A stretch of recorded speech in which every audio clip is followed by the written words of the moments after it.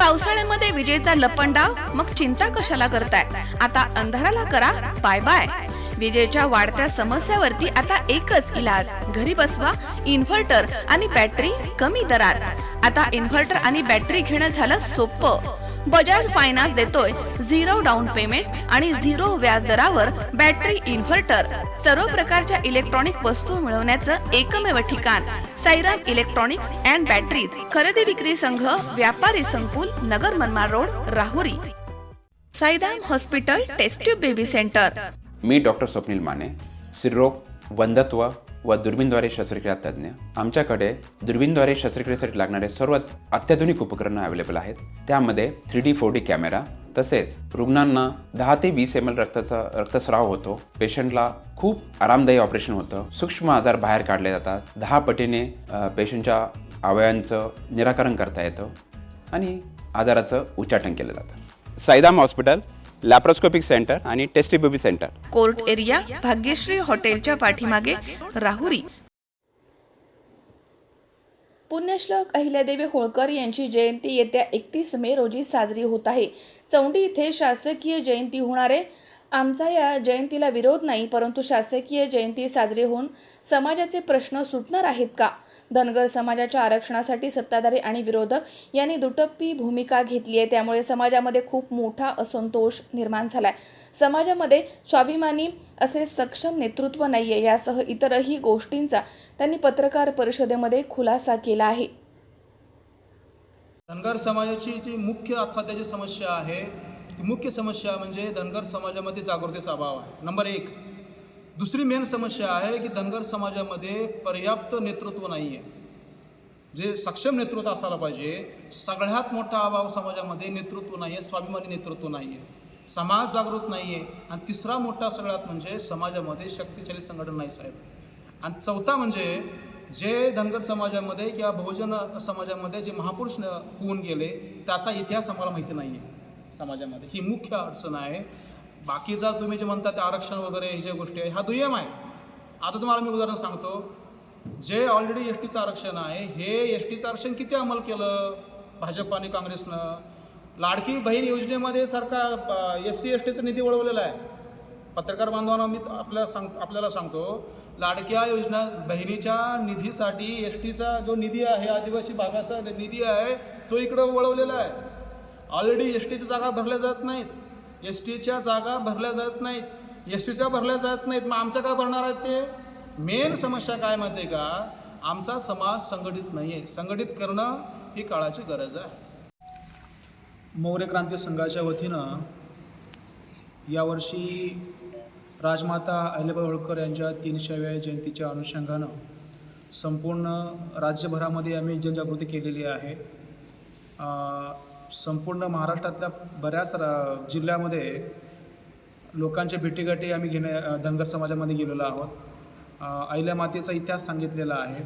लोकांच्यामध्ये खूप चांगली म्हणजे उत्सुकता आहे आणि हा कार्यक्रम आम्ही चौंडीमध्ये या ठिकाणी घेणार होतो, परंतु पावसामुळे, नैसर्गिक आपत्तीमुळं हा कार्यक्रम जामखेड या ठिकाणी होत आहे, मातोश्री मंगल कार्यालय येथे कर्जत रोडला.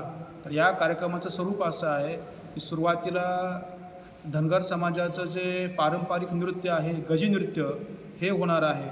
याच्यानंतर राजमाता अहिल्याबाई होळकर यांच्या इतिहासावरती, सत्य इतिहासावरती आधारित धनगरी ओव्या होणार आहेत. यानंतर या कार्यक्रमामध्ये राजमातेचा सत्य इतिहासावर आधारित प्रबोधनपर अशी भाषणं होणार आहेत. मोठ्या संख्येनं लोक उपस्थित राहणार आहेत. लोकांच्यामध्ये उत्सुकता आहे आणि येणाऱ्या काळामध्ये समस्त बहुजन समाजामध्ये, धनगर समाजामध्ये आम्ही जनजागृतीचा कार्यक्रम करत आहोत. गाव तिथे शाखा आम्ही निर्माण करत आहोत. या कार्यक्रमाला भारत मुक्ती मोर्चा तसेच राष्ट्रीय मूल्यवान महिला संघ हेही संघटन या ठिकाणी यांचे कार्यकर्ते येत आहेत. या कार्यक्रमाला प्रमुख उद्घाटक म्हणून माननीय अविनाश शिंदे साहेब या ठिकाणी येत आहेत. ते स्वतः चौंडीचे सरपंच आहेत आणि राजमाता अहिल्याबाई होळकर यांचे वडील मानकुदी शिंदे यांचे 8वे वंशज आहेत. त्याचबरोबर प्रमुख पाहुणे म्हणून माननीय दासराम नायक आहेत, राष्ट्रीय अध्यक्ष बहुजन मुक्ती पार्टी. त्याचबरोबर वीरराजे यादव आहेत हैदराबादहून, ते BRSचे नेते आहेत. असे अनेक या ठिकाणी उपस्थित असणार आहेत. तसेच या कार्यक्रमाला राष्ट्रीय अध्यक्षता म्हणून राष्ट्रीय अध्यक्ष माननीय वामन मेश्राम साहेब, भारत मुक्ती मोर्चा नवी दिल्ली राष्ट्रीय अध्यक्ष हेही उपस्थित राहणार आहेत. तर अशा पद्धतीनं हा कार्यक्रम होणार आहे. धनगर जमातीमध्येच असे काही भावनिक लोक आहेत किंवा जे लोक शासनाच्या इशाऱ्यावर काम करतात, त्याचं नाव घेत नाही मी. काही लोक जमातीमध्येच लोक आहेत, शासनाच्या इशाऱ्यावर काम करतात. याच्यावरही मी तुम्हाला पुढचं सांगतो, शासनही काही लोकांना उचकवण्याचं काम करतं. कारण त्यांच्या माध्यमातून धनगर समाजाची वोट बँक काबीज करणं हा त्यांचा शासन जातीचा एक महत्त्वाचा अजेंडा आहे. मुद्दा मी तुम्हाला सांगतो, केवळ 31 तारखेला 31 मेला उपोषण करून किंवा 31 मेलाच मोर्चा काढून धनगर समाजाचे प्रश्न मिटणार नाही आहे. डॉक्टर बाबासाहेब आंबेडकरांनी काय सांगितलेलं आहे, शिका, संघटित व्हा, संघर्ष करा. तर सर्वात प्रथम धनगर समाजाचं 36 जिल्ह्यामध्ये आणि महाराष्ट्रातल्या 44,000 गावामध्ये संघटन बनावं लागेल. कारण या देशामध्ये जर महान काय जर एखादी कृती करायचं असेल, महान एखादं मोठं काम करायचं असेल, संघटन शक्तीशिवाय शक्य नाही आहे. आज जे लोक सत्तेवर बसलेले आहेत ते केवळ आणि केवळ त्यांच्या संघटक शक्तीच्या जोरावर बसलेले आहेत. म्हणून धनगर समाजामध्ये कोणत्याही प्रकारचं 44,000 गावामध्ये संघटन नाही आहे. 300पेक्षा जास्त तालुके महाराष्ट्रामध्ये आहेत, त्या तालुक्यामध्ये संघटन नाही आहे. 36 जिल्हे आहे, 36 जिल्ह्यामध्ये संघटन नाही आहे. जर संघटन नसेल तर तुम्ही हक्काधिकार कसं काय घेणार? केवळ उपोषण करून हा कार्यक्रम होणार नाही आहे. आणि मुद्दा काय माहिती आहे का, की ज्याला अन्यायच करायचा आहे तो तुम्हाला कसं काय न्याय देईल? ज्याचा अजेंडा अन्याय करण्याचाच आहे, मग BJPचा असेल, काँग्रेसचा असेल. आत्तापर्यंत काँग्रेसनेही आम्हाला फसवलेलं आहे, काँग्रेसनेही फसवलेलं आहे. त्याच्यामध्ये शरद पवार साहेबसुद्धा आहे, राष्ट्रवादीनेही फसवलेलं आहे आणि त्याच्यामध्ये BJPसुद्धा आहे. त्याच्यामुळं केंद्रामध्ये एकतर BJP येते किंवा काँग्रेस येतं. या दोघांचंच या ठिकाणी राज्य आतापर्यंत खुर्चीवर त्यांची खुर्ची ताब्यात आहे. आणि मुद्दा काय आहे की BJP चालते आरक्षाच्या इशाऱ्यावरती. आरक्षाचा अजेंडाचा आहे की संविधान खतम करणे आणि संविधानातलं आरक्षण खतम करणे. त्यामुळं ते आम्हाला कोणत्याही प्रकारचं आरक्षण देणार नाही हे आम्हाला चांगलं माहिती आहे. आमचा मेन फोकस आहे गाव तिथं शाखा तयार करणे, संघटन तयार करणे आणि हे जे शासक लोक आहेत त्यांनाच आव्हान देणे की तुमचा आता कालावधी संपलेला आहे, आता आमची बारी आहे. काय काय 14 इथं जी शासकीय जयंती होत आहे, मूलतः शासकीय जयंतीमध्ये शासनाचा जो ठरलेला कार्यक्रम आहे तो तिथं फक्त होत आहे. आपल्या माहितीसाठी सांगतो की काल परवा मागच्या महिन्यामध्ये बैठक झाली मंत्रिमंडळाची. मुद्दा असा आहे की धनगर समाजामध्ये मोठ्या प्रमाणामध्ये असंतोष आहे. काय असंतोष आहे? धनगर समाजाला 2014 पूर्वी पंढरपूर ते बारामती मोर्चा काढला एसटीच्या आरक्षणासाठी. आज तागायत धनगर समाजाची मागणी मान्य नाही. मुद्दा काय की जे मागितलं ते दिलं जात नाही आहे आणि धनगर समाजाच्या तोंडाला पानं पुसली जातात. मुळामध्ये काय जे मुख्य मागणी आहे त्याची पूर्तता केली जात नाही, परंतु शासनाचा उदं करून त्या ठिकाणी जयंती केली जाते. आमचा जयंती विरोध नाही आहे, परंतु मेन जी धनगर समाजाची मागणी आहे, मुद्दा काय की आदिवासीमध्ये धनगरामध्ये भांडण लावण्याचं काम हेच शासकीय लोक करत आहेत. आता कोण करत आहे हे तुम्हाला चांगलं माहिती आहे, आम्ही त्याचं नाव घेत नाही आहे. हे शासन केंद्र लोक घेत आहेत. मुद्दा काय की समाजाची जी मेन मागणी आहे ती पूर्ण झाली पाहिजे. दुसरा मुद्दा, धनगर समाजाचा एवढा मोठा इतिहास आहे. धनगर समाजानं या देशावरती राज्य केलेलं आहे, शासन केलेलं आहे. धनगर समाजामध्ये ज्याप्रमाणे शासकीय वाटा आम्हाला मिळाला पाहिजे होता तो आम्हाला वाटा मिळाला नाही आहे. प्रशासनामध्ये आमचा वाटा मिळालेला नाही आहे. उद्योग व्यापारामध्ये आमचा वाटा नाही आहे. लोकसंख्येच्या प्रमाणामध्ये आमचा वाटा नाही आहे. संविधान सांगतं जिसकी इतनी संख्या भारी उसकी इतनी भागीदारी. जर धनगर समाज महाराष्ट्रामध्ये जर 2 नंबरला असेल तर 2 नंबरला आमचा वाटा कुठं आहे? हा वाटा शासन द्यायला तयार आहे का? ही प्रथम आमची मागणी आहे. नुसतं शासनाच्या वतीनं 400 कोटी मंजूर करून 500 कोटी मंजूर करून तुम्ही मंडप टाकून प्रोपगंडा करून तुम्ही लोकांना जर भुलभुले करत असाल, आता लोक फसणार नाही आहेत.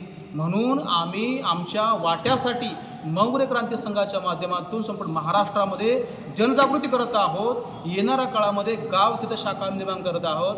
ध्यानात ठेवा, या धनगर जमातीनं या देशाला खूप काही दिलेलं आहे, खूप काही दिलेलं आहे. हे शासनालाही माहिती आहे, परंतु या लोकांना त्यांना द्यायचं नाही आहे. जर दिलं तर ही पुन्हा लोकशासक बनती, त्यांना भीती आहे.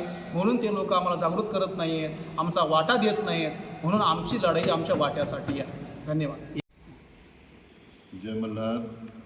मी प्रताप पाटील, मौर्य क्रांती संघाचा मी सचिव म्हणून काम पाहतो महाराष्ट्र राज्याचं. मौर्य क्रांती संघाच्या वतीनं चौंडी येथे जो नियोजित कार्यक्रम होता तो आता आपण जामखेड येथे मातोश्री मंगल कार्यालयामध्ये घेत आहोत. या कार्यक्रमाला भारत मुक्ती मोर्चा तथा मूल निवासी महिला संघ यांच्याकडूनही मोठं सहकार्य मिळत आहे. या कार्यक्रमाचे जे मुख्य विषय आपण चर्चेला ठेवलेले आहेत, राजमाता अहिल्याबाई होळकर यांच्या जीवन संघर्षातून घ्यावयाची प्रेरणा एक चर्चा, धनगर समाजाची सामाजिक राजकीय दशा आणि दिशा एक चर्चा, संविधानिक हक्क अधिकार प्राप्त करण्यासाठी धनगर समाजाला काय करावे लागेल. हा जो कार्यक्रम आहे हा एक वैचारिक कार्यक्रम आहे आणि अहिल्यामातेची जयंती उत्सवाने साजरी झालीच पाहिजे, परंतु अहिल्यामातेच्या चरित्रातून आपण काय प्रेरणा घ्यायला पाहिजे, इतिहासातून काय प्रेरणा घ्यायला पाहिजे आणि धनगर समाजात एक वैचारिक जागृती निर्माण करण्याचं काम मौर्य क्रांती संघ करत आहे. दरवर्षी अधिवेशनं घेऊन वेगवेगळे जिल्हा पातळीवर कार्यक्रम घेऊन सतत कार्यरत असणारं हे संघटन आज जामखेडमध्ये अहिल्यामातेच्या 300व्या जयंतीनिमित्त कार्यक्रम घेत आहे. या कार्यक्रमाला महाराष्ट्रातून अनेक महिला, पुरुष तथा युवा वर्ग मोठ्या प्रमाणात येत आहे. आपणही तालुकावासीय तथा महाराष्ट्रातील संपूर्ण बहुजन समाजातील महिलांना, युवकांना मी आवाहन करतो की या कार्यक्रमासाठी आपण यावं, ही आग्रहाची विनंती करतो. धन्यवाद.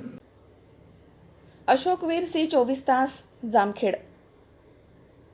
उद्या बस्ता खरेदीला जायचंय आणि तुम्ही दोघांनीही यायचंय. काहीही कारण चालणार नाही. आपल्या भाचीचं लग्न आहे, आपण येणार नसता. हो हो, भेटू आपण. बघितलं सगळ्यांना किती आनंद झालाय तुझ्या लग्नाचा ऐकून. हो ग, पण मला एक सांग, उद्या आपण बस्ता खरेदीला कुठे चाललोय हे तर तू कुणालाच नाही सांगितलंस.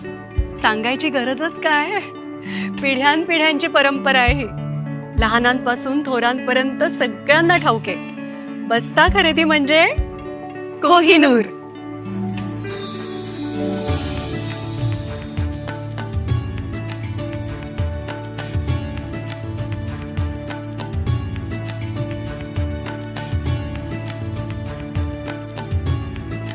बस्ता खरेदीचं हक्काचं ठिकाण कोहिनूर, MG रोड आणि सावेडी, अहिल्यानगर.